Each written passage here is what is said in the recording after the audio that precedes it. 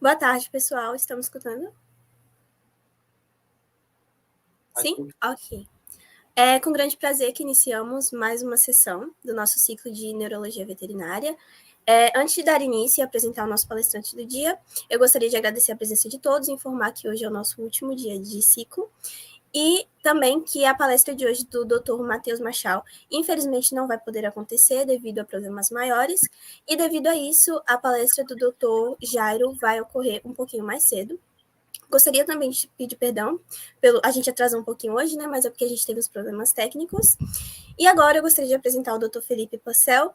Gostaria de agradecer pela presença, é com grande prazer que te recebemos. E antes de passar a palavra para o senhor, eu gostaria só de apresentar um pouquinho o seu currículo, sua carreira. O Dr. Felipe Pocel, ele é graduado em Medicina Veterinária pela Universidade Federal Rural de Pernambuco. Ele fez residência em Clínica Cirúrgica de Animais de Companhia pela Universidade Estadual de Londrina. Ele é mestre em Ciência Veterinária e Neurologia pela Universidade Federal Rural de Pernambuco.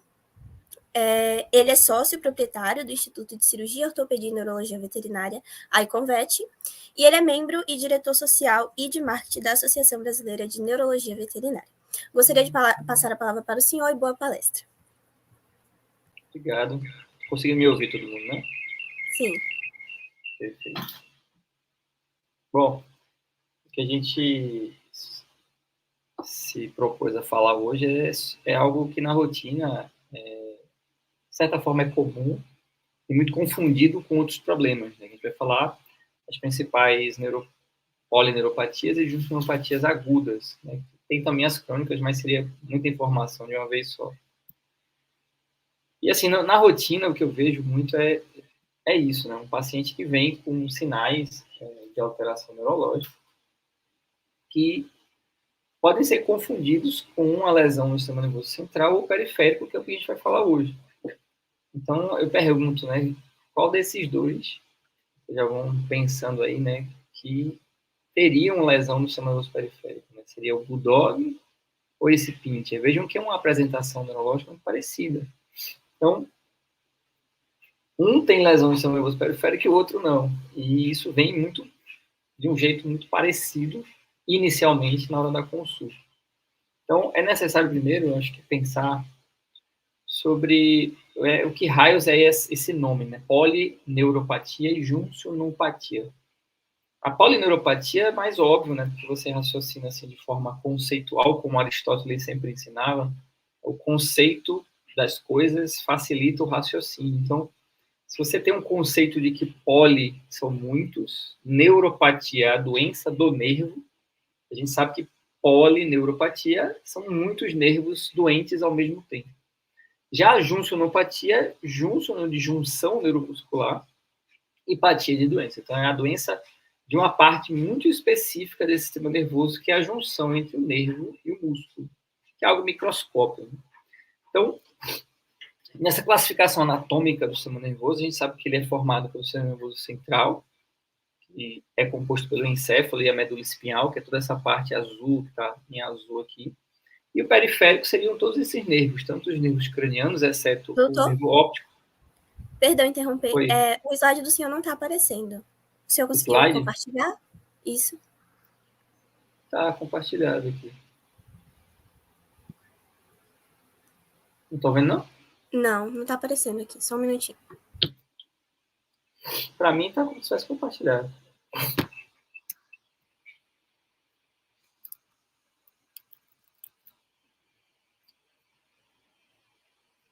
Eu vou até interromper aqui. Hein?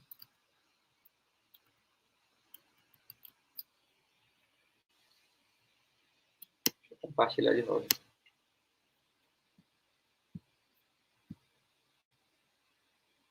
Só um minutinho que a gente vai tentar colocar aqui.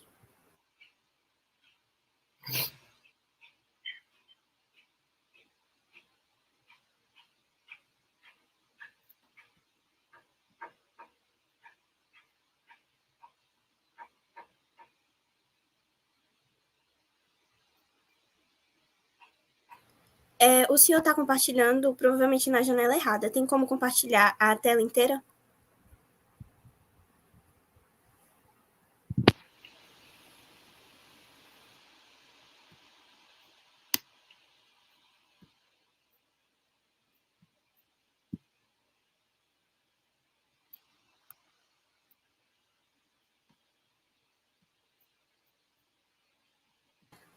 Pronto, agora a gente está vendo. Foi. Sim. Então, como eu estava dizendo, né, a gente no dia a dia vê pacientes que apresentam sinais neurológicos, de uma maneira geral. Esses dois pacientes, essa bulldog, ela tinha uma doença periférica e esse aqui tinha uma doença do sistema nervoso central, na região cervical. E vejo que é muito parecido. Você, na hora da consulta, é capaz de você dizer que essa daqui tem uma lesão central e essa periférica, né, de tão alterado que está essa lesão. Na hora do exame é que você define isso. Então, como eu disse, né, o Aristóteles ele trazia essa coisa do conceito, e como vocês ouviram, o conceito de polineuropatia é poli de muitos, neuro de nervo, hepatia de doença, vários nervos, nesse caso, várias raízes nervosas lesionadas. Né? E a juncionopatia é a lesão da junção neuromuscular, é apenas uma pequena parte, inclusive microscópica, né, do sistema nervoso. Então, aqui a gente tem essa divisão do sistema nervoso em central e periférico. E entendendo que não existe, né, do mesmo jeito que subir para cima é errado, falar nervo periférico, de certa forma, é errado. É um pleonasmo, porque o nervo ele é periférico. O único nervo considerado do sistema nervoso central é o nervo óptico, que é esse aqui. Ele é uma projeção do sistema nervoso central, mas os outros nervos, eles são, né, eles juntos formam o sistema nervoso periférico. Então, tudo isso aqui que você está vendo, esses nervos aqui no desenho, né, em amarelo, tanto os cranianos quanto os espinhais, eles são nervos, raízes nervosas e nervos, né, quando se juntam essas raízes, e vão até o músculo e formam a junção neuromuscular. Então, o que a gente vai falar é da doença dessa parte periférica do sistema nervoso. A gente tem um caso aqui no vídeo, né, de 2009, hoje tem um pouquinho mais de 14 anos, né, do tempo aqui que eu coloquei, em que você vê uma felina, né, que fugiu de casa, passou uns dias na rua e foi encontrada depois com essa apresentação neurológica que vocês vão ver. Então ela voltou, ela foi encontrada assim, né? Ao caminhar, ao se locomover, você percebe que a gente tem o membro torácico esquerdo e os pélvicos normais, mas o membro torácico direito tem uma visível alteração de monoparesia, ou seja, ela não consegue realizar um movimento completo com esse membro. Então, esse tipo de alteração ela é específica dos nervos do plexo braquial que estão aqui. Ó. Aqui está o desenho na anatomia real, né, de um cadáver, e aqui a paciente demonstrando toda essa sintomatologia que eu mostrei para vocês. Inclusive o reflexo, apertando o dedo, o reflexo não está acontecendo. O reflexo seria ela puxar esse membro na hora que eu aperto o dígito. Eu estou apertando o dígito e ela não tem nenhuma reação de flexionar o membro, porque ela não está sentindo nada, já que o nervo, como eu mostro aqui, né, na anatomia, ele foi lesionado.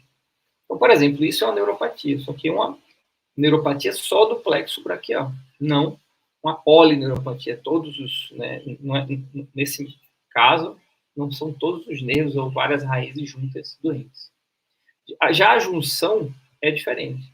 A junção neuromuscular é essa estrutura aqui microscópica. O nervo ele vai ficando cada vez menor, até que ele se torna uma estrutura microscópica. E a gente ampliando isso aqui no microscópio, eu vou ver uma parte pré-sináptica e uma pós-sináptica, onde a junção, que é a sinapse, que é um espaço, é chamada de junção neuromuscular. Então, um conjunto entre o nervo que está numa ponta e o músculo que está na outra ponta. E eles se comunicam por neurotransmissores como a acetilcolina. Então, esse vídeo ele resume bem isso.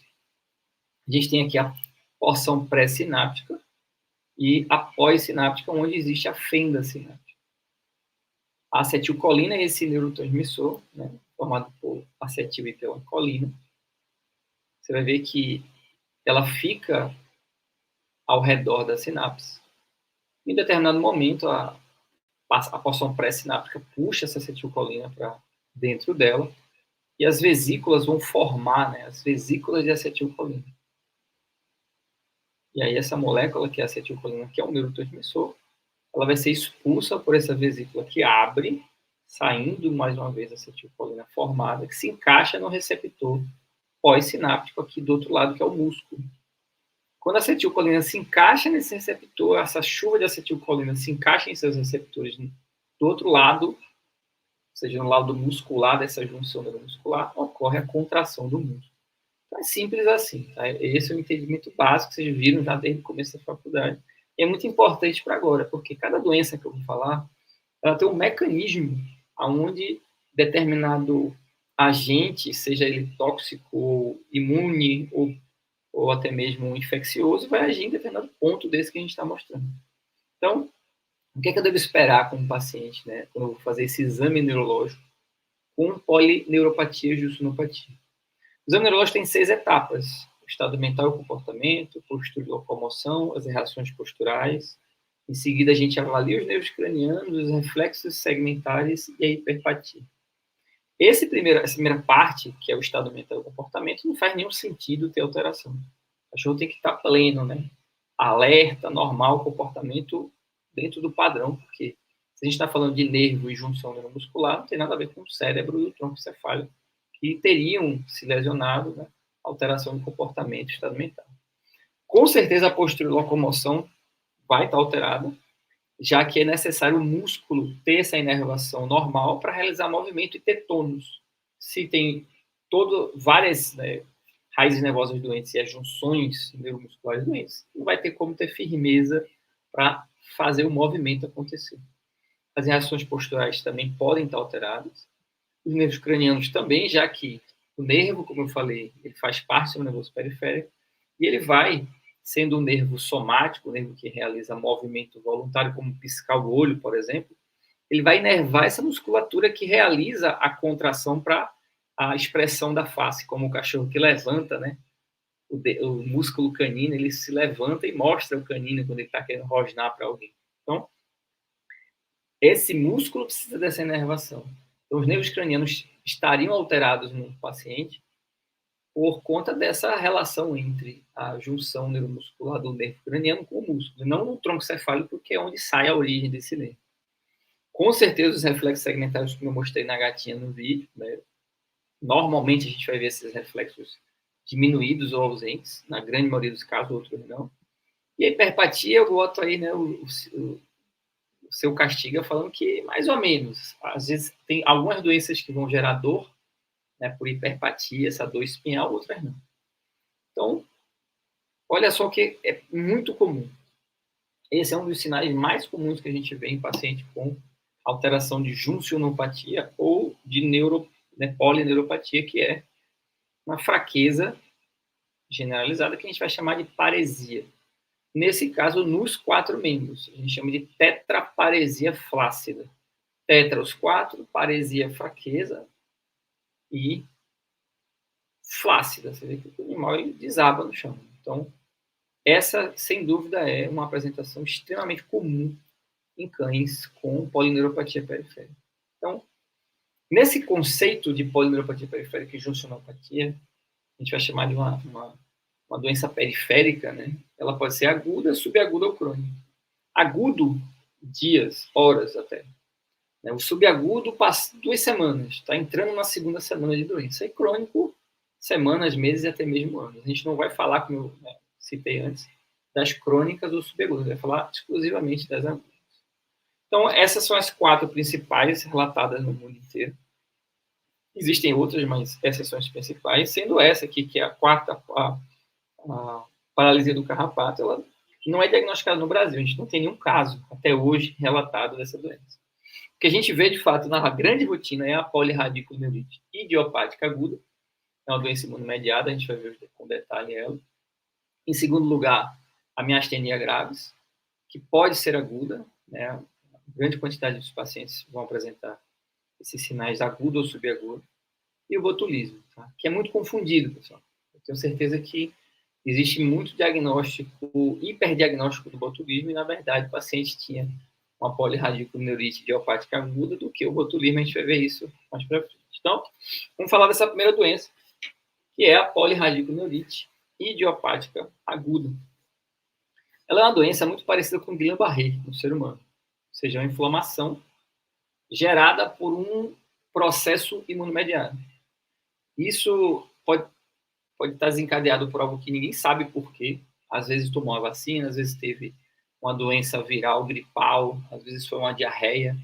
Foi algo super transitório do sistema gástrico, intestinal ou do sistema respiratório, e 1 ou 2 semanas depois o paciente apresenta essa polirradiculoneurite. No ser humano, ficou muito conhecido o Guillain-Barré na época do surto de Zika. Só tinha Zika, que é uma doença viral, e o sistema nervoso acabava, depois de uma semana ou duas, sofrendo com essa reação imunológica que é gerada no Guillain-Barré, que nada mais, nada menos, uma polirradiculoneurite idiopática aguda.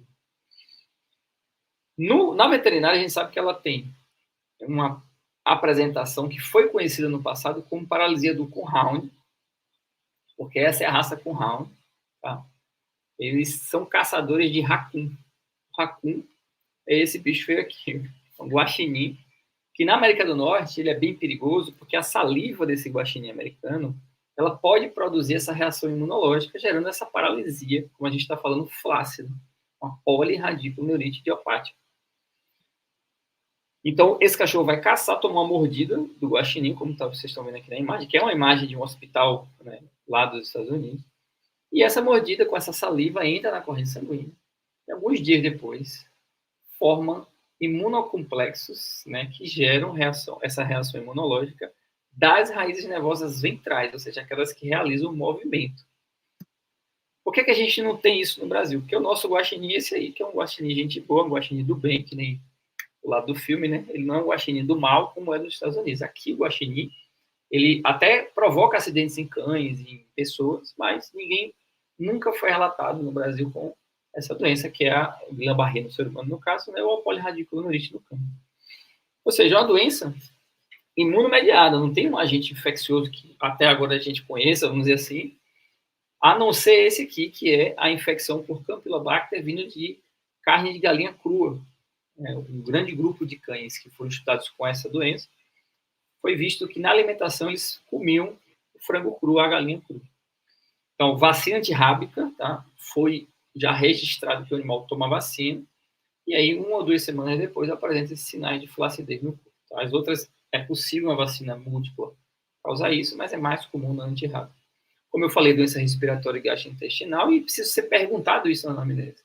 Seu cachorro, há 2 semanas atrás, teve uma diarreia, um vômito, precisou fazer uma consulta por isso, isso pode estar ali, né, presente na anamnese. E outra coisa interessante é que quase 50% desses cães que foram atendidos com polirradiculoneurite idiopática aguda tinham positividade na sorologia para toxoplasmose. Então, pode ser que tenha uma relação desse contato com a toxoplasmose, não a doença em si, com a produção desses imunocomplexos e fazendo, então, né, a apresentação da doença. O que é que eu vou encontrar, então, né, quais são as manifestações clínicas no exame neurológico? Como eu falei, estado mental e comportamento normal, tetaparesia flácida, como vocês viram no vídeo, que começa nos membros de trás e vai para frente. O cachorro começa a ter problema na locomoção dos pélvicos e isso sobe, vamos dizer assim, para o membro torácico e às vezes para o rosto, paralisando também. O piscar do olho, a movimentação da boca. Fica afônico, perde a voz. As reações posturais podem estar ausentes ou diminuídas, mas é possível também estarem presentes. Apesar de com fraqueza, ele percebe, quando você vai fazer a propriocepção, por exemplo, tenta virar o membro. Os reflexos, né, palpebral e a hipofonia e a dificuldade de engolir pode ser vista nos animais quando você vai avaliar os nervos cranianos. E os segmentários, os reflexos segmentários, em geral, ausente ou diminuído. E é muito comum estar ausente mesmo. Então, você apertar ali para realizar um reflexo flexor e praticamente não ter nenhum reflexo no paciente. E em 10% dos casos, só 10% pode haver dor importante na região cervical ou toracolombar, que é a hiperestesia, uma dor espinhal, que é muito confundida com hernia de disco, já que você tem um paciente que está com dificuldade locomotora, sem conseguir levantar e andar, e dor cervical. A primeira coisa que você vai pensar, se for um bulldog, se for uma raça pré-resposta, é uma hernia de disco. Então tem que ter muito cuidado na avaliação desses pacientes. Então, a gente tem aqui vários casos de polineuropatia, né? Esse caso eu vou mostrar para vocês mais para frente. Você vê que o animal não consegue se manter em pé sozinho, precisa de 2 pessoas segurando ele. É feito o teste de propriocepção, e apesar de ter um certo movimento, ele não consegue realizar esse teste. Aqui é uma outra paciente. A gente vê que o reflexo palpebral está 0. Esse reflexo, né, o fechamento palpebral também está 0. Então, a gente testa os nervos cranianos e percebe uma alteração importante, que é a ausência total do reflexo palpebral e o fechamento da pálpebra. Mas isso está acontecendo por conta da lesão do nervo, não do tronco cefálico. E aí um reflexo flexor totalmente ausente, né? Apertando o disco, o animal sente, percebe a sensação, mas não consegue realizar um movimento muito bem feito do reflexo flexor, como demora para acontecer o reflexo. E quando acontece, é de forma muito fraca. O patelar ainda está presente, mas para esse tipo de paciente com essa musculatura, ele devia estar um pouco mais presente, mais forte. Tá? Então, tem uma certa diminuição, apesar de estar presente. Ou seja, é possível que tenha uma polirradiculonurite, uma doença periférica com presença de reflexo. Isso é algo que deve ter cuidado. Tem gente que fala, o reflexo está presente, então não é polirradiculonurite. Não, pode ser, mas é difícil isso acontecer. Mais comum, dependendo da fase que você está atendendo. Pode ser que o animal já esteja na fase final, melhorando, e o reflexo esteja como está desse paciente aqui. Ou seja, a gente atende o paciente que está flácido, que em geral está afônico, às vezes tem no histórico algo que consiga juntar esses sinais a algum estímulo antigênico. Aqui no Brasil a gente não vai ouvir que o cachorro foi caçar e ficou assim, foi mordido por um raccoon, que a gente não tem esse tipo de animal aqui. Mas podemos ouvir que foi vacinado para raiva há 2 semanas, podemos ouvir que teve uma gastroenterite recente, e isso deixa você alerta. Então, o diagnóstico, ele vai passar por esse momento da necessidade de ter uma anamnese bem feita, tá? Perguntar se teve vacinação ou alteração respiratória ou gastrointestinal recente. Em geral, o que eu vejo no exame neurológico é essa flacidez, como eu mostrei, e eu posso fazer um eletrodiagnóstico. O problema é que a gente não tem isso fácil no Brasil. Deve ter umas 3 pessoas no Brasil inteiro que façam isso de rotina, onde em São Paulo é a que a gente vê com mais frequência. Tá? A doutora Sandra faz eletrodiagnóstico em São Paulo, fora lá é difícil a gente encontrar isso à disposição, vamos dizer assim, de rotina no Brasil. A nasilico, eu normalmente não faço na minha rotina, sinceramente. Eu acho que anestesiar esse paciente para coletar um líquor aqui só vai me mostrar uma dissociação albumino-celular. O que é isso? A relação entre a albumina e as células. A albumina vai estar alta e as células normais. Eu não vejo necessidade na minha rotina de fazer isso, arriscar, né, realizar uma sedação num paciente que já não está muito bem, inclusive na parte respiratória, já que paralisa parte da respiração por conta dos músculos respiratórios, então eu não faço isso na minha rotina. Mas é possível. E essa sorologia, né, do anticorpo, que é produzido com o próprio corpo, vai produzir um anticorpo, que é esse anticorpo que age ali nas raízes nervosas, gerando a paralisia.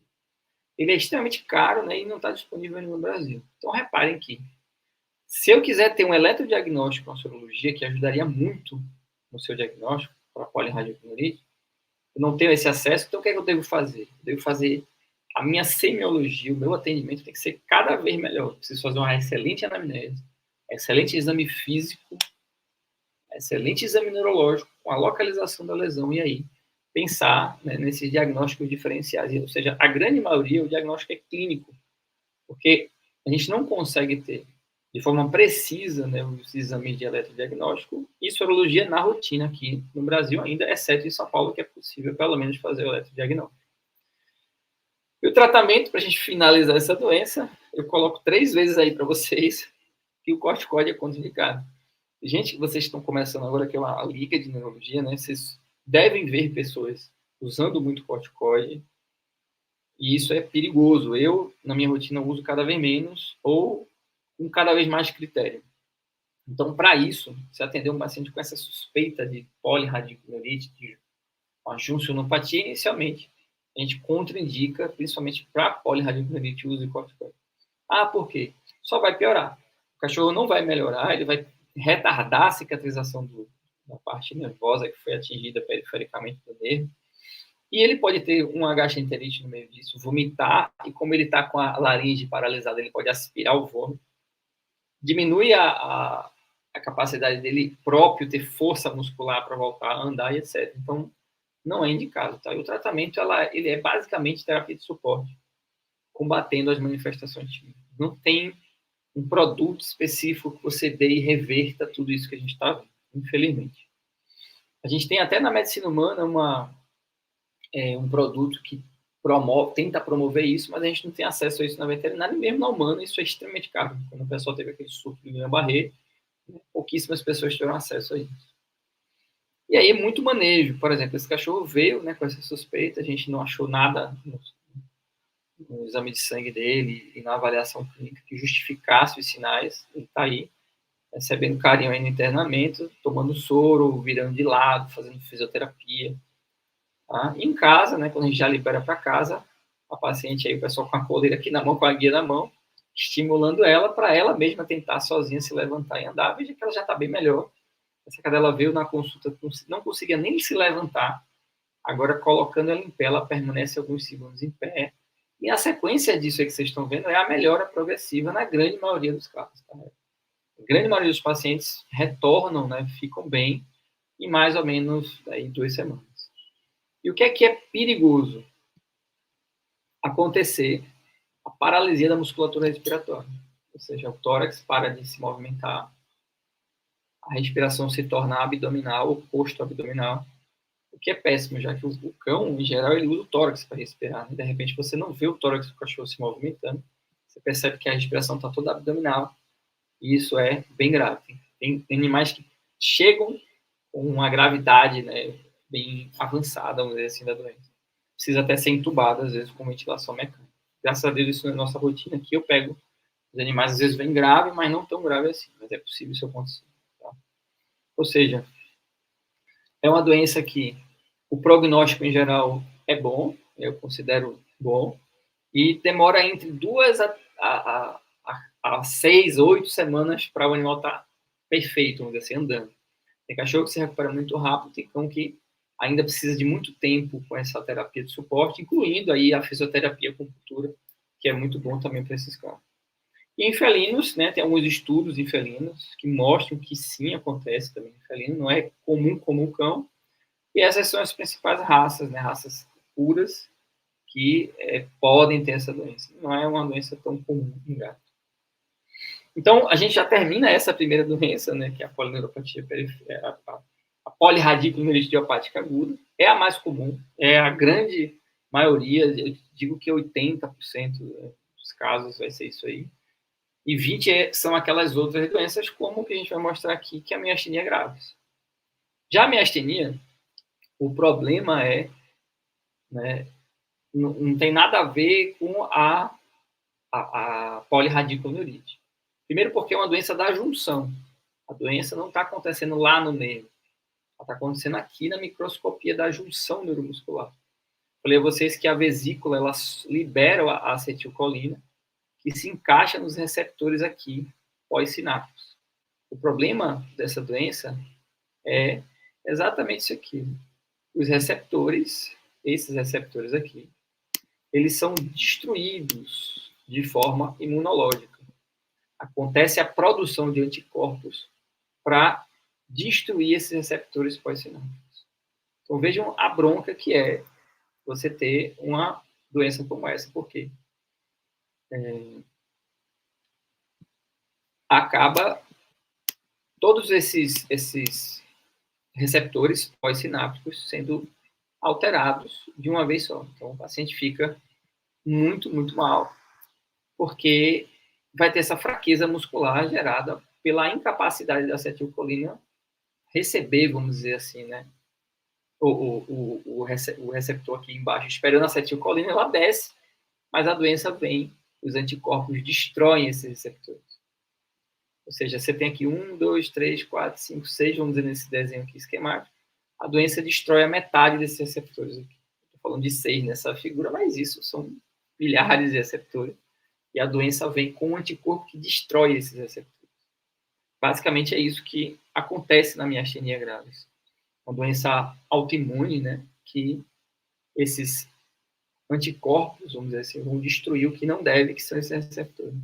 Então, afeta essa junção com a destruição desses receptores e pode ser adquirida ou congênita. A forma adquirida é a mais comum, por isso que é importante a gente pensar na faixa etária que ela acontece, né, de 2 a 3 anos ou de 9 a 10 anos. E aí, nessa faixa etária mais, né, de 9 a 10, imagine a quantidade de doenças que podem gerar anticorpos contra esses receptores, incluindo tumores, como o tumor do timo. O timo é um órgão que fica, né, dentro do tórax, do mediastino. E esse timo, com esse tumor, ele vai produzir anticorpos para destruir esses receptores. E ela tem, de forma clássica, né, classificação clínica, a forma generalizada, que vai atingir os membros, né? A focal, que é só o esôfago, onde 50% dos megaesôfagos no cão são por conta de uma miastenia focal. Não tem mais nada. Você não vê, dificilmente você vai ver outros sinais. Às vezes, uma musculatura ou outra da face e laringe vai junto com esse megaesôfago. Mas, grande maioria das vezes, é só o megaesôfago. E ela tem a forma fulminante, que graças a Deus eu só atendi isso uma vez, que foi de fato fulminante. O cachorro começou a apresentar os sinais de manhã, no outro dia de manhã ele já tinha ido a óbito, porque de fato é muito rápida a evolução. E o que é que eu vou esperar quando eu faço aí o atendimento desse animal? Eu vou fazer uma anamnese, como eu falei, né? Entender se ele é ou não de raça, etc. O que é que eu encontro? Vou mostrar para vocês um caso bem típico dessa doença, que é de uma raça que é registrada nos livros como uma raça predisposta. Ela era uma fêmea de 2 anos e 3 meses, ou seja, vocês viram a faixa etária lá, né? 2 a 3 anos e de 9 a 10 anos. Então você tem aqui uma cadela da raça Rottweiler, que no meio da consulta, enquanto eu fazia a anamnese, eu já percebi isso. Essa postura em que ela apoia os membros torácicos, mas não apoia os pélvicos. Essa é uma postura que chama a atenção demais para esse tipo de doença, que é a miastenia gravis.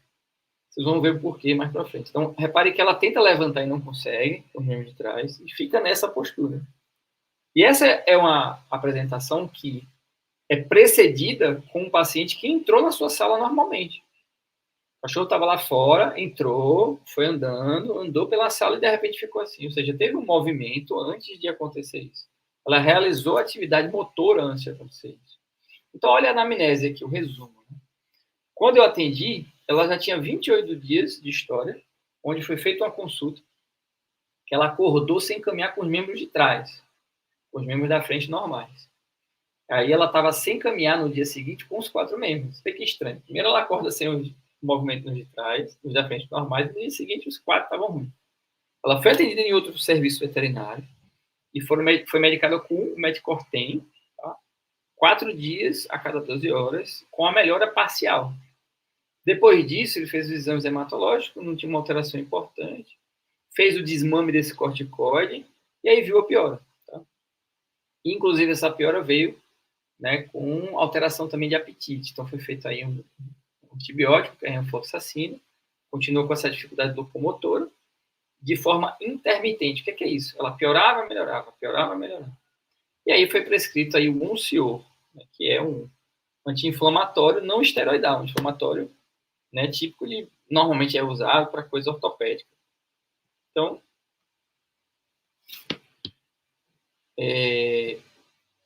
o que eu vi nesse, o que a gente viu nesse exame desse cachorro?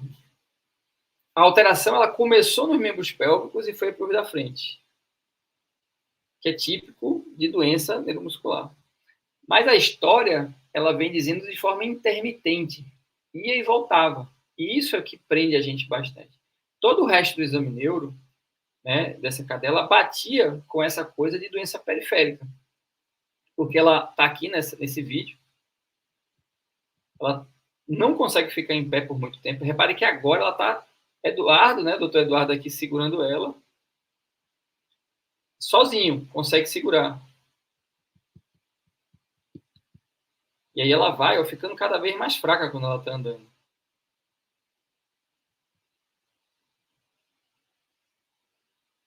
Ó, desabou. Então vejam essa apresentação como ela é importante. Ela vem aqui no começo do vídeo, conseguindo realizar alguns passos, com dificuldade, mas consegue.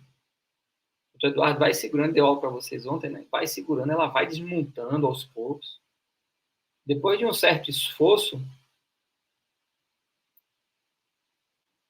ela já não consegue nem sustentar mais os da frente. Ela desaba, você vê que o pescoço, ela vai cair com o rosto no chão lá. Essa é uma apresentação típica, pessoal, de doença neuromuscular ou juncionopatia, tá? Ou doença, né, da polirradiculoneurites e juncionopatia. É um cachorro que tem uma fraqueza para andar. Essa fraqueza, nesse caso aqui da miastenia, ela piora com o exercício. A cadela estava na minha sala, conseguindo apoiar os membros da frente. Quando a gente colocou ela lá fora, o pouquinho que ela andou, ela desabou com os membros da frente. Ou seja, tem uma relação com a movimentação. Quanto mais se movimenta, pior vai ficando a clínica do animal. As reações posturais vocês já viram nesse vídeo anteriormente. Ela não conseguia realizar esse movimento, apesar de sentir que a pata está dobrada, ela não realiza o movimento. E aqui os reflexos. A gente tenta fazer o reflexo de flexão e ela se debate toda, mas não puxa. O que a gente espera é que ela faça esse movimento aí. Ó. Veja como ela demorou para responder. Ó. Está diminuído. Está presente? Está. Porque nas juncionopatias é até possível você ver os reflexos presentes, mas eles não estão normais. É um reflexo que eu aperto várias vezes e ela não realiza de forma completa. E o mais importante, na juncionopatia, nesse caso, na miastenia graves, é comum que o reflexo patelar esteja presente. Você vê que eu faço o reflexo patelar e ele está presente. Porque isso é esperado numa miastenia graves. Agora, na poliradiculaneurite, como eu mostrei, é mais provável que ele esteja diminuído ou ausente, tá? Porque isso aí é uma doença de junção e não de raiz. Então, esse exame neurológico atrelado ao fato dela, né, não ter nada ligado à medula espinhal e ao encéfalo, a gente entende que foi intermitente, que foi piorando. Quando ela descansa, melhora. Quando ela começa a andar, piora. A gente monta, então, um grupo de possibilidades de doença. Degenerativa, a gente não imagina nada. Nutricional, neoplásico, metabólico, tudo isso a gente corta nesse paciente. A gente tem que pensar, então, em autoimune, aí entra a miastenia, e não dá para descartar ainda algo infeccioso inflamatório. Mas é muito clássico, pessoal, essa clínica da miastenia, ela é clássica, ela é um cachorro de raça que tem uma idade bem específica, como eu mostrei, que piora com exercício, melhora quando para de fazer exercício, depois piora na sequência. E aí você consegue pensar o que é que eu faço na minha rotina. Eletrodiagnóstico, como eu falei, muito difícil. Teste farmacológico, ótimo. Eu vou aplicar o cloreto de hidrofônio. O que é isso? Eu vou fazer uma medicação que ela vai fazer com que a acetilcisteína, ou a acetilcolina, perdão, fique mais disponível. Então, eu vou ter aqueles receptores mínimos que estão ali com a grande quantidade de acetilcolina para fazer com que esse animal tente, durante a ação desse fármaco, ter mais movimento.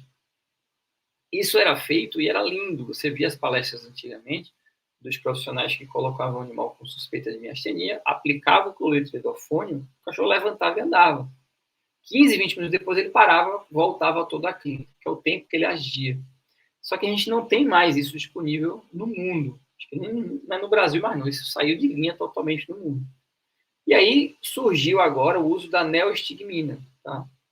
Que é uma possibilidade. Ela não confirma 100%, mas na minha rotina e na rotina de vocês, vocês podem usar como um teste terapêutico. Essa cadela, por exemplo, poderia ter aplicado nela a neostigmina. E o que é que eu espero nesse teste?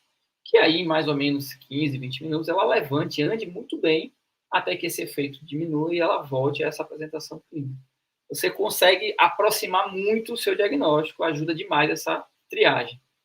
Já uma forma muito mais precisa seria, já que é um anticorpo, vou fazer uma sorologia para esse anticorpo.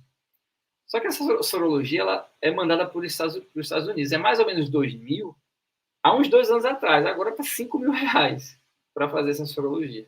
Então, não é todo tutor que vai querer entrar, né, nessa disposição de fazer um exame que custa mais ou menos R$5.000.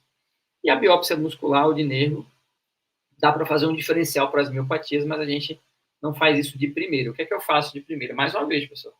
Você pode estar ouvindo a palestra, mas como é ruim no Brasil que a gente não tem as coisas. É ruim, mas ao mesmo tempo faz você ser um veterinário melhor. Você vai fazer uma consulta bem feita e vai juntar essas informações que eu estou passando e lembrar que elas são compatíveis com a doença. E aí, triar a partir dos exames básicos que você pode fazer, inclusive a aplicação de neostigmina, que é simples, para fechar o diagnóstico. Tá? E a radiografia do tórax é bom fazer, por quê? Primeiro que você vai ver se tem megaesôfago, eu falei a vocês que quando ele é isolado, 50% é por conta da miastenia, e se tem o timoma, que é o tumor do timo.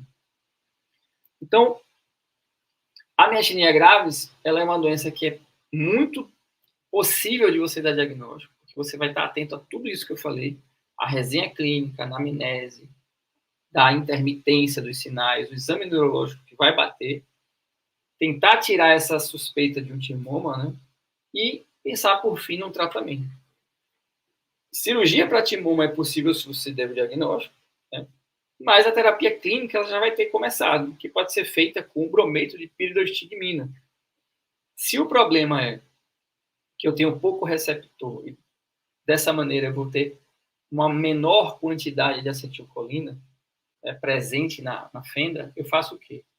Eu produzo a maior quantidade possível de acetilcolina para ela ficar cada vez mais disponível para que os poucos receptores que eu tenho sejam muito estimulados. Então, eu preciso de uma grande quantidade de acetilcolina constantemente ali naquela fenda que eu mostrei para vocês, para que aqueles poucos receptores estejam sempre com estímulo para que o paciente saia dessa clínica. E eu te digo, quando eu uso o brometo de piridostigmina, que eu tenho essa suspeita e uso, a resposta ela vem às vezes com alguns efeitos colaterais, como vômito e diarreia. Você pode mesclar essa dose e o resultado, na imensa maioria das vezes, é muito bom. Tá? Se você faz o brometo de piridostigmina quando você suspeita de miastenia e não vê a resposta, ou a dose está muito baixa ou não é a doença. Você tem que procurar outra doença. E como eu falo, né, cuidado com a polirradiculoneurit, que é a mais comum de todas. O corticoide, eles falam que até nas primeiras 48 horas pode até ajudar um pouco, mas depois ele já não faz muito efeito. E tem alguns trabalhos recentes falando de imunossupressão nos casos que não respondem bem ao tratamento com piridostigmina, com alguns imunossupressores, como micofenolato, né, ciclosporina, etc. Nos Estados Unidos, né, como esse problema é comum, né, na rotina, o pessoal faz essa cadeirinha, que foi um americano que inventou, tá? Meio que não chegou a patentear, mas ele ensina na internet como é que faz. O pessoal lá, eles são muito habilidosos, né? Aprendem no high school, né? Que é o ensino médio deles a trabalhar com carpintaria. Então, eles fazem no quintal de casa. Você está vendo um rapaz aqui mostrando no YouTube como é que faz isso. Ele faz todos os passos. A cadeirinha de Baylor, se não me engano, é Baylor o nome do criador. E aí fica bem bonitinho assim, onde vai lá o cachorro. O cachorro tem cachorro que aprende sozinho. O cachorro entra na cadeirinha sozinho. E tem cachorro que precisa de auxílio, obviamente, para entrar e comer. Ali, o cachorro sentadão, tem um megaesôfago, não tem mais nenhum sinal neurológico ali no megaesôfago. Ele come aqui em pezinho, fica ali 10, 15 minutos para a comida descer e depois tira ele. E aí melhora absurdamente essa questão do megaesôfago. E, para a gente não deixar de falar dos gatos, né? Os gatos, eles têm miastenia, é possível que tenham. Essas são as duas raças mais comuns. E aí vem as faixas etárias, a média de Ana de 8 anos, né, de 8,6 anos. Ela, 50% dos casos é generalizado e, é grave, tá? 58% dos animais foram feitos eutanásia nesse grupo, nesse estudo, com 235 animais. Ou seja, é menos comum, mas quando tem, é uma doença arriscada. Então, está com aquele caso ali difícil de resolver, de entender o que está acontecendo, é um animal ali mais velho, né, mais ou menos 8, 9 anos, é periférico, tem disfagia, bem importante pensar na miastenia gravis. Tá? E aí, a gente termina a miastenia e entra para essa última doença, que na minha opinião é uma doença que é dita como muito comum e na verdade não é comum assim, que é o botulismo. Como é que acontece no botulismo? O botulismo é uma doença que, diferente da miastenia, eu falei a você que a miastenia, o problema era aqui embaixo. Os receptores são destruídos, né, literalmente, por anticorpos contra esses receptores. Já o botulismo, ele age aqui. Na hora que a vesícula se forma, essa bola é a vesícula. Né? Para lançar a acetilcolina, o botulismo, a toxina botulínica vem aqui, trava a saída da acetilcolina. Então, é um problema pré-sináptico, não pós-sináptico. A toxina impede, entope, vamos dizer assim, né, a saída da acetilcolina para que ela faça a sua conexão do outro lado nos receptores pós-sinápticos. Ou seja, ao invés da lesão ser aqui, como eu mostrei para vocês, o anticorpo destruir esses receptores, a toxina ela vem aqui e impede a saída, tá, da acetilcolina. É como se fosse um entupimento, entre aspas, da saída da acetilcolina. Então, é a toxina botulínica, não precisa fazer antibiótico, pessoal. Eu escuto muito isso. Dá metronidazol para botulina. Não faz nenhum sentido, porque eu não estou querendo combater um agente infeccioso. Eu estou combatendo uma toxina. Então, não vai adiantar dar antibiótico. E por que isso acontece? Está lá a matéria em decomposição, seja ela qualquer uma matéria em decomposição, a carcaça de um frango que você comeu, botou no lixo, você comeu isso no domingo, o lixo só passa terça-feira, ficou ali fermentando, ficou ali, né, se deteriorando, o cachorro foi lá, abriu o lixo e comeu. Eles gostam de carniça. O cachorro enterrou um osso, foi depois de 2 semanas, desenterrou esse osso e comeu esse osso. E nesse osso, nessa carcaça, nessa matéria em decomposição, tinha o Clostridium botulinum, que produziu a toxina, que foi ingerida via oral, gástrica, intestinal, entrou na corrente sanguínea. Então, você tem aí 8 tipos de toxina. Tá? A mais comum é a C, né? E é difícil você fechar esse diagnóstico exatamente qual é a toxina. Mas essas toxinas elas vão se ligar a essas vesículas, como eu falei, pré-sinápticas, fazendo a não liberação da acetilcolina. E aí, é mais ou menos isso aqui que você vai ver. Olha como a apresentação é parecida dos casos, né? O paciente está totalmente flácido, não suporta o próprio corpo, tá? Com a tetraparesia flácida, que foi a primeira coisa que eu falei para vocês. Reflexo zero, a gente testa o reflexo nele, não tem nenhum reflexo praticamente. Apesar de sentir o membro, ele não tem reflexo. E qual é a diferença? Diferente das outras duas doenças, ela vai atingir o sistema nervoso autônomo. Ou seja, o sistema nervoso autônomo é aquele simpático, parasimpático, que vocês acabam colando na prova e não querem ouvir falar depois. Esses dois sistemas são muito importantes na rotina neurológica, porque se eu estou atendendo um cachorro com tetraparesia flácida, sem reflexo, eu preciso testar ou fazer testes para ver o sistema nervoso autônomo. Nesse caso, por exemplo, midíase, ou o cachorro tem uma cialorreia grande, fica babando muito, o olho fica mais seco porque produz menos lágrimas, né? Menos lágrimas. Tem uma estase intestinal com ilho paralítico, constipação. Então, tudo isso faz parte, né, das alterações do sistema nervoso autônomo. E a gente vê nesse caso, né, um pastor belga de 4 anos que tinha, tá, na sua anamnese, ele tinha certeza que comeu frango, né, nesse caso foi frango, podre, ele tinha deixado no saco lá e o cachorro achou. Então, olha o teste, né, que eu falo, SMORF, né, SMORF positivo, ou seja, ele está vendo ali o objeto. A gente tem a reação ameaça sendo feita aí na hora do exame neurológico. Está presente, né, a reação ameaça. Ou seja, os nervos cranianos, a consciência, ele está percebendo tudo ao redor dele. O óculo cefálico, né, presente. Palpebral presente, mas está diminuído esse palpebral aqui do lado. Não está dos melhores, mas está presente. E a gente vê nesse paciente, primeira coisa, vou até dar um pause aqui para mostrar. A gente tem uma anisocoria. O que é isso? Um diferente tamanho de pupila. Essa pupila está um pouco menor que essa. E diante dessa sala cheia de luz, essa aqui está muito dilatada, essa pupila. Então a gente tem uma alteração pupilar, né, que não faz sentido para esse paciente, ele não deveria estar com essa pupila. Aqui está a reação do trigêmeo, está tudo ok.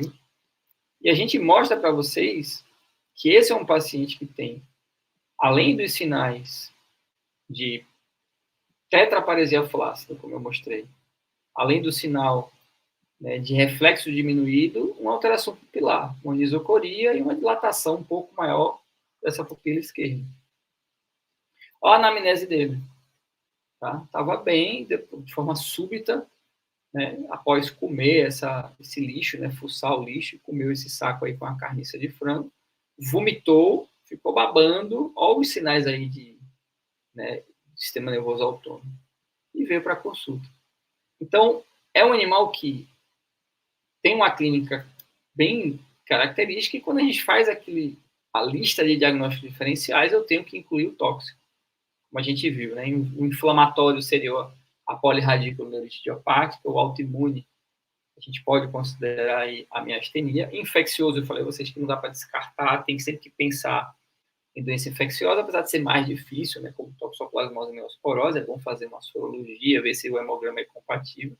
Mas, nesse caso, com esse histórico e esses sinais do sistema nervoso autônomo, a gente vai pensar em botulismo. Porque nessa lista de diferenciais, são as duas doenças que eu vou pensar mais, a polirradiculoneurite e o botulismo, porque a miastenia eu não vou considerar tanto, assim, nesse caso, porque foi extremamente súbito e ela não melhora com o relaxamento do cão. O cão fica parado, melhora, depois vai andar e piora, ou seja, a intermitência ela não acontece. Não dá para descartar, tá? A miastenia, mas ela fica mais distante. E aí, para esse diagnóstico, a gente fazia no passado a injeção do soro desse animal num camundongo, e o camundongo pegava botulismo, ficava com uma característica específica no abdômen, um cinturão que chama, né, que é a flacidez dessa musculatura do abdômen, e morria. Então, como é algo que é feito, né, era feito de forma experimental e tinha morte do animal, isso mudou muito, né? A gente hoje não faz mais esses experimentos. Então, a gente vai também pela clínica, o eletrodiagnóstico, quando é possível, e tem essa sorologia que não consegui também achar no Brasil, né, para fazer. Mas é muito da clínica, como eu falei a vocês. Né?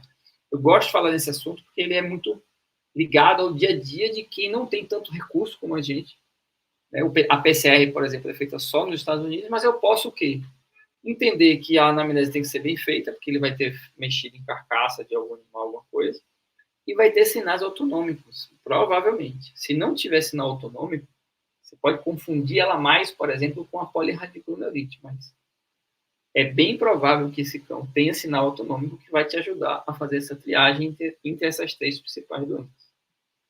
Então, o tratamento também só suporte, fisioterapia, manejo com alimentação, já que ele está com a paralisia da laringe, ele pode aspirar. E essa aspiração é o que mais mata, tá? Por pneumonia por aspiração. Então, é extremamente necessário um internamento de, às vezes, até uma semana, às vezes até mais, para que esse manejo inicial seja feito, né, de forma correta, talvez até passar uma sonda naso, para que essa alimentação não passe pelo esôfago e se vá direto para o estômago. E aí, depois desse processo inicial, tentar expulsar essa toxina. A gente faz, às vezes, uns enemas, tentando fazer esse fluxo do intestino o mais rápido possível passar. E eu, na minha rotina, uso, né, algumas vezes, procinéticos. Eu acho que faz sentido usar um procinético como uma domperidona ou algo assim, que melhore aí essa motilidade intestinal. Só temos essas três possibilidades? Não, né? Não temos a doença a paralisia do carrapato, mas a gente pode ter uma raiva paralítica que não é uma polineuropatia, uma justinopatia, é uma doença do sistema nervoso central, mas pode confundir vocês. Cuidado com isso, pelo amor de Deus. Tem que sempre usar luva e se preocupar com a vacinação, se é vacinado ou não. Polimiosites, que confundem bastante com juncionopatias e polineuropatias. A doença no músculo, não no nervo, mas que a apresentação pode ser bem parecida. Intoxicação subaguda por organofosforado, que é quando aquele tutor deu banho com um shampoo antipulga, carrapato no animal, umas 3 semanas antes, e ele apresentou isso depois. Tá? Alguns acidentes ofídicos, como cobra coral e cascavel, mas isso é muito difícil de acontecer, mas é possível. Intoxicação por algumas algas, que também é muito difícil de dar diagnóstico. Basicamente é isso que eu vim falar com vocês. E convido vocês a conhecer o NeuroFriends, que é a nossa plataforma, né, digital de ensino da neurologia veterinária. No Instagram vocês têm mais informações. Fico à disposição para a gente conversar sobre dúvidas, etc.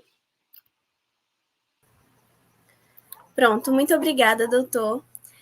Antes da gente finalizar, eu gostaria só de fazer umas perguntinhas que a gente teve aqui no chat. A pergunta da Lívia. Como clínico, após quanto tempo de acompanhamento, podemos pensar que os riscos de paralisia dos músculos respiratórios diminuíram e quando liberar o paciente para tratamento em casa?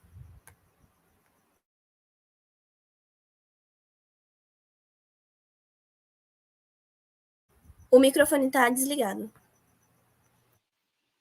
Então, isso na hora da consulta você já vai perceber, né? Se o animal naquela hora já está com a dificuldade respiratória, abrindo a boca para respirar, dificuldade de movimentar os músculos respiratórios, você vai ter que internar ele e deixar ele em uma observação ativa.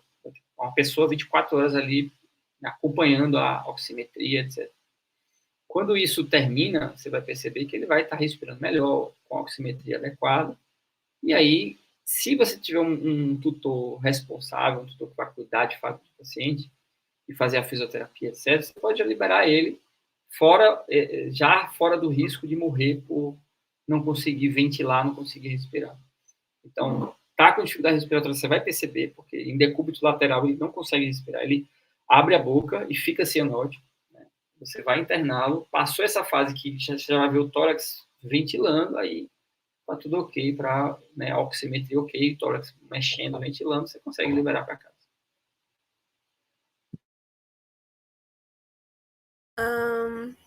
Pergunta da Rebeca Santos. Como agem os medicamentos no caso de miastenia graves? É isso. A gente vai usar, então, para entender que a doença ela é a destruição dos receptores pós-sinápticos. A gente tem menos receptores. Com isso, a acetilcolina produzida, ela vai ser produzida, vai agir naqueles poucos receptores e logo vai ser degradada ali na fenda sináptica. Essa fisiologia, se tivesse receptores suficientes, uma pequena quantidade de acetilcolina já seria o suficiente para produzir movimento, né, do músculo, ou contração muscular. Como você tem pouco receptor, porque eles foram destruídos por conta dos anticorpos, você vai fazer um remédio, uma medicação, que é anticolinesterase, ou seja, você vai inibir a enzima que destrói a acetilcolina. Então, essa acetilcolina ela vai ficar mais disponível na fenda sináptica, agindo de forma mais intensa nos poucos receptores que estão ali. Então, o mecanismo de ação deles é impedir que a enzima, que é a acetilcolinesterase, quebre a acetilcolina. Ela se mantém como essa forma de acetilcolina por mais tempo na fenda, estimulando por mais tempo os poucos receptores que estão ali. Certo? Se não ficou claro, eu posso repetir, mas é básico. Você tem receptores que vão receber acetilcolina, eles foram destruídos, então você vai aumentar a quantidade da permanência da acetilcolina para que ela haja nos poucos receptores que estão lá. Deu para entender, sim. Essa pergunta tem até um pouco relacionado a isso. É a pergunta da Isadora. O inibidor da acetilcolinesterase poderia auxiliar na permanência da acetilcolina por mais tempo na junção e assim culminar em uma melhora? É assim que funciona, né? Inclusive, o brometo de piridoxigmina, ele faz isso de forma mais lenta e gradual. Ele não é como a neostigmina, que faz isso de forma muito súbita. E depois vai embora, ela é rapidamente eliminada. O brometo de piridoxigmina faz isso de forma lenta. Ele é um anticolinesterase de ação lenta. É exatamente isso que é para fazer o tratamento. Prontinho. Acho que foram essas as perguntas. Gostaria de agradecer mais uma vez pela participação, doutor. Espero que futuramente a gente possa fazer uma parceria novamente. A palestra foi incrível, um tema muitíssimo importante. Eu fui um pouquinho rápido por causa do horário aí que vocês falaram que está meio apertado. A gente está um pouquinho corrido hoje. Eu fico disponível para perguntas também depois, se for necessário. Tá certo. E agradeço o convite. Obrigada, a gente também agradece pela participação. E eu gostaria de avisar o pessoal, antes da gente terminar aqui, que a próxima palestra vai começar já, a gente vai dar um intervalo. E a gente espera vocês lá. Até mais. Obrigado. Obrigada.